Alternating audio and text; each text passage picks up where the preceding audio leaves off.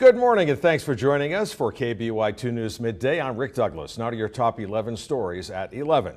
Today is Earth Day, a celebration honoring nature and the role we play in keeping the planet clean. The first Earth Day was celebrated on this date in 1970, and it's now a real part of the fabric of the U.S. President Obama heads to the Florida Everglades today to promote his climate change policies.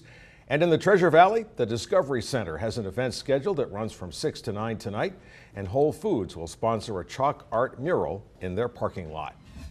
An apartment fire in Boise sent a man to the hospital this morning. The fire broke out at an apartment complex on Vista Avenue. Neighbors tell KBUI they called 911 and then used a garden hose to help knock down the flames before firefighters arrived. Fire crews say it appears a man in a wheelchair was trying to light incense at the time. He suffered burns on his legs and was taken to the hospital. Governor Otter has signed into law a $95 million compromise plan to fund the state's crumbling roads and bridges. The bill addresses only about a third of the state's $262 million annual shortfall on transportation spending. But it was the best that the legislature could do in the final days of the session just ended. The plan raises the fuel tax by 7 cents a gallon, and registration fees go up $21. The governor yesterday sat down with 670 KBUI radio to take calls from listeners, and he got an earful about the failure of state lawmakers to pass legislation that would put Idaho in compliance with a federal mandate on child support. Unless lawmakers take steps soon, the state will lose tens of millions in federal funding. The governor said he realizes the clock is ticking but hasn't committed yet to calling a special session. I think we could, if we do our homework right, if we get the right people at the table early on, if we can get certain agreements in place, I think we can do it in a day. The governor says Idaho gets more child support payments from Canada than any other country. But if a bill doesn't pass, Idaho won't be able to enforce payments from those parents in Canada and elsewhere. That's why Otter's being pressured to call a special session, and soon. Callers had other questions for the governor as well. At the top of the list, why he vetoed a bill to legalize cannabis oil. Parents of children with epilepsy called on lawmakers to legalize CBD oil. They passed the bill, but the governor vetoed it. He said there are other options, but some parents point out the extract is their only option for reducing the frequency and severity of their child's seizures. The Ada County Coroner's Office this morning identified the toddler who died Monday after falling into a canal near Kuna.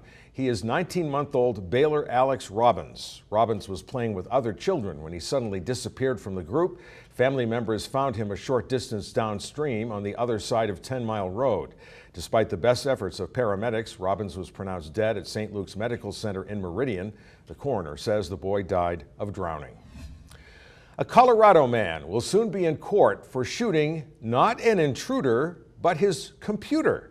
Lucas Hinch runs a tea shop outside Colorado Springs, and last night he got so frustrated with his PC that he took out his gun and shot 8 rounds into the machine. The story is getting traction as the first known example of computercide. But Hinch faces charges for firing his weapon inside city limits. That's not legal in Old Colorado City.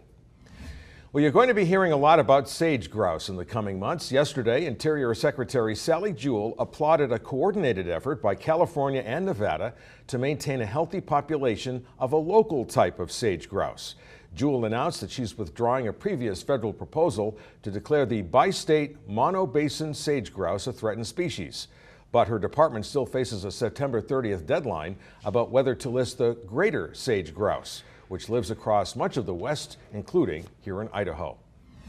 The Ninth Circuit has denied an appeal by St. Luke's Hospital over its buyout of Salzer Medical Group.